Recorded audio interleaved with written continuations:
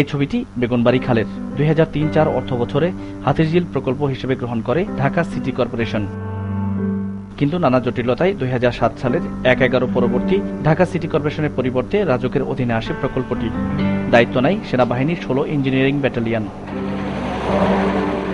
তারপরই চেহারা পাল্টাতে শুরু করে বেগুনবাড়ী খালের। হাতিরঝিল প্রকল্প হিসেবে এটি ঘুরে দাঁড়ায়। আলো বাতাস খাওয়ার মতো জায়গা ছিল না, এখন আমাদের খুব সুন্দর এখন বসার মতো জায়গা পাইতেছি, খুব সুন্দর লাগতেছে।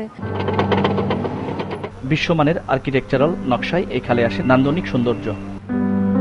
চোখ ধাঁধানো ব্রিজ ছাড়াও অপরূপ দৃশ্যপট তৈরি হয়েছে খালের দুই পাশে, যেখানে নাগরিক জীবনের দুঃসহ যানজট ও ব্যস্ততার বাইরে থাকবে একটু প্রাণ ভরে নিঃশ্বাস নেওয়ার স্থান। এছাড়াও মাঝে মাঝে যাতে মানুষ সেলিব্রেট করতে পারে, বিভিন্ন জায়গায় viewing deck, amphitheatre, water court, taxi terminal সবগুলো আমরা ইনকর্পোরেশন আছে, ভবিষ্যতে যাতে মানুষ একটা দর্শনীয় স্থান বলে হাতিরঝিলকে মনে করে। পূর্ব পশ্চিমের যোগাযোগ অবকাঠামোর জন্য 8 kilometre express road, 8.8 kilometre footpath, 9.8 kilometre walkway, 400 metre overpass, 477 metre bridge নির্মাণ হচ্ছে, যার প্রায় 90% কাজ শেষ।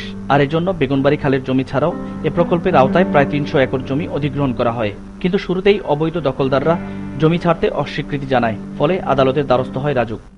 এটা বলা অনিশ্চয়কার্য যে সরকার শুরু থেকেই এই প্রজেক্ট বাস্তবায়নের জন্য সবচেয়ে সহযোগিতা করছিল, যেটা সোশ্যাল মিটিগেশন করা। যারা বিশেষ করে নিঃস্ব হয়ে গিয়েছিল সম্পূর্ণভাবে, সরকার রাজুক থেকে অলরেডি ফ্ল্যাট বানিয়ে তারা অলরেডি তাদেরকে বরাদ্দ করবে।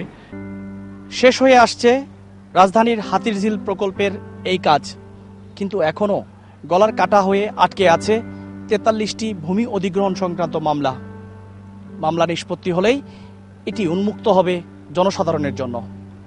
রাজধানীর হাতিরঝিল থেকে প্যাট্রিক ডি কস্তা, মাই টিভি,